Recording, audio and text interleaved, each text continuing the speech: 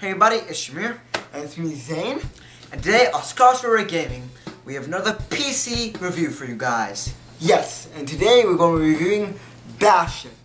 So Bastion is a PC and Xbox Live arcade game by Supergiant Games. Bastion was released last year on Xbox on July 20th. Yeah, it won last year though for best downloadable game. Was basically widely praised for best soundtrack, which we'll get to that later. Which has two people who voice it, two voiceovers for it. One's a woman, and one's a narrator. A narrator who narrates almost everything in this game. It's amazing. We'll talk about it in a bit while we play. But yes, there's a narrator for this game, man. He's basically prominent throughout. He must have been paid like 50% of the budget must have at least gone to him because he talks a whole lot. And alright, it's at independent game festivals, and yeah, you guys, we're gonna play it right here for a quick second for you guys, and after that we'll do our review. Alright, so this is the main menu, and over here we have the story, which I'll get back to in a second. Here we have help and options. You just look at the settings, the controls, and everything. You can change the controls if you want and all that. I think you can you? Well, yeah, you can. Alright. So, yeah. Here are the leaderboards. So you can go to Kids' Dreams, Singer's Dreams, Survivor's Dreams. These are basically in the game. You can go to 3 of the characters' dreams and get the highest high score in it. Here, you just look at the credits. It's about us, about the developers. Here is the exit game. So let's get right into the story. Alright, so here, continue story. There's a new game, and there's new game plus. So, I beat the game already. So continuing my story, I deleted my save game because I deleted it and there's nothing else for me to do. But I could do this thing called New Game Plus. It's when you beat the game, you can go over here. And it's basically the same game. Like you start the game all over again with new things, like with new with a new string of monsters and new weapons. It's really cool. It's really cool. And you start off at the level you ended at. And here's a new game. You just start a new game. Just start the whole game all over again without any like extra stuff. And just continue game. I'm going to continue this new game plus. This stuff is going to have extra stuff in it, but you guys will not know the difference. It's basically the same thing. Only I will know the difference. Once you beat the game, then you'll see the difference. Because basically, there is no difference right now. During while I was saving, while I was loading, there were little tips for you. Here's the narrator. Here's the narrator. I don't know if you guys heard it, but that dialogue you heard at the bottom, that's from the narrator. As you can see, the narrator narrates everything I do. So right now, here's the Bastion. Let me just tell you about this place. Yeah, this is where the game's based. The story basically about the game is that, here's the narrator character if you guys want to see him. That's the character the narrator plays. So, it's really weird. He plays the character and he narrates at the same time. His voice is way cooler than he looks. And so, yeah, this is the Bastion. The Bastion is basically the place. The game is based in this world where, I think it's in the sky or it's on land, either way. But it's based in this world, and this story is based in a city called Solandia. See, you just heard the narrator talk. And Solandia hit a calamity. Something terrible, some disaster happened here.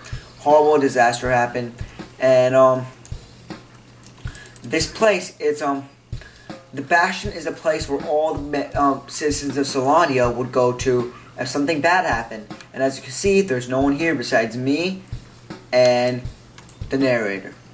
So, that is because something happened to where no one could get to the Bastion on time, and at the same time, the Bastion was destroyed. If you go over here, you can see the Bastion isn't even built here. The Bastion is kind of destroyed here. You have to fix it. And the only way to fix the Bastion is if you put cores on this monument, which I'll do for you right now. You go through different levels to put cores on this monument. See? That was an error. It's awesome. He's really awesome. So here it is. Here you create different parts of the Bastion. There are 6 parts I need to create, and this is the part I need. This is the part you create right now. So I create something here, so I put a core there. I'm going to create an arsenal. And so arsenal, you can just get out all your weapons. I already See, I already beat the game, so I have all the weapons. I'm not going to ruin for you. I'm just going to change a weapon real quickly. I'm not going to ruin all the weapons. Don't pause and look at the weapons. Don't do that. That's a bad idea. Now I'm just going to get this on the Calamity Cannon. Alright. So to attack, you use the left click button. To use your first weapon, you use the left click button. To use your second weapon, you use the right click button. And to use a special power, you use Q or whatever you choose to use. So yeah, as you can see, I have these places, all these places. Now, I need to go get another monument, another core to put on the monument to make a new part of the Bastion. And for you guys, that's basically the story in the beginning. I won't ruin the rest of the story for you, but yeah, in the beginning, the goal is to get all the monuments, all the cores, to put on the monument and make the Bastion. So, let's go find another core. Over here is a skyway. This basically leads you to this map where you can travel across the city and the world of Solandia. So, yeah, I'm gonna go to this new place. I'm gonna go right here. All these things are places you haven't been yet. Here, no, these are places you haven't been yet. No, these are places you've been and completed. I'm stupid. This thing with the weapons, they're training grounds. They're training grounds. And so, yeah, I'll go to this new place. It's called the Sundown Path. And it's basically in the city now.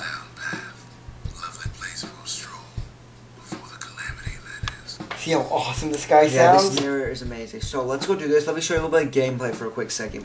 The gameplay. No one knows what this means at all. The gameplay of this game is you go around. And it's basically like north, south, east, and west. You can only walk 4 directions, meaning you can't use your thing to walk any other direction besides north, south, east, and west. You can't walk diagonal. And yeah, occasionally you can if you press the right buttons. You can. And see, right now I'm going to look for a core, and the world. Let's stop here for a second. No, not right now. The world is created under you. As you can see, the world is created under you. Now, they never explain why that happens. They mention it, but they never explain why that happens. So as you see, the world is falling beneath me. I have to get out of here. Let's stop talking. Let them listen to the music real quickly. Let's let them listen to the music. Nah, dude, I don't think we can do that, dude. We'll put it on later. We'll put it on in a bit. We'll just like pause it here and at this screen, and you guys can listen to the music. So anyway, as you see, the place is falling beneath me. So Zane, give us some insight about some of this. Alright, so as you can see, there are many layers to how these levels are made. Okay, and first of all, the layer is there's a little background back here. Then there's the mainland, and then there's rain and things that are falling on top of you. Alright, that's how the layers are level on. Yeah, they're like 4 levels, like the background, which is just artsy, and as you can see, it's almost painted in the background. It's like watercolors. Yeah. Alright, so now I'll tell you more about the controls of the game, gameplay. Alright, the controls of the game, you WASD. Which you can change if you want. You can change if you like. Alright, and you have a hammer or a weapon, you gotta hit with. You gotta hit things with it. So you use the click button, the left, what's it called? Left button on your mouse to hit anything around you. But then if you have like a gun or like a bow and arrow, to do it you have to here's your little mouse thing. It's your so-called mouse, and you have to use the right button on your mouse to shoot things. Alright? You also use shift to do a shield. Here's a good idea. If you want to fight, if you're trying to shoot something, use shift and shoot at the same time, so you have a shield and you'll be shooting at the same time. Alright, and as you guys can see, I can fall off the level. Look right here. I can fall off the level. You lose life if you fall off the level. Let me explain to you. These are like right here, these bluish things, they're your life. If you press F, they'll replenish your life. And over here, these are your special powers. If you press Q, it'll create like a new little superpower for you. I dropped a trip mine right here. So anyway, yeah, you guys, this is the gameplay of Bastion. This right here, this is just a world that is created underneath you. You can only move a few directions and only use a few buttons in the game. There are very few buttons and controls in this game. The point of the game is a very simple point. You have to go finish the level, find the thing, put it on the what's it called? Find the course. Find the course. Put it on your Bastion thingy, and then everything you'll get really. It's level to level to level to level to. It's basically level to level game. You just play levels. There's no actual exploring or anything. You play levels. There's a certain path for you to go. You have to go that direction. Occasionally you can go different paths, but basically you have to go in one direction. Which I like this about this game. That's how a classic game must be played. Yeah. So right now I'll die for you guys to show how it looks like when you die. So this is it. You die like this, and you press escape to restart it. And you have 2 chances.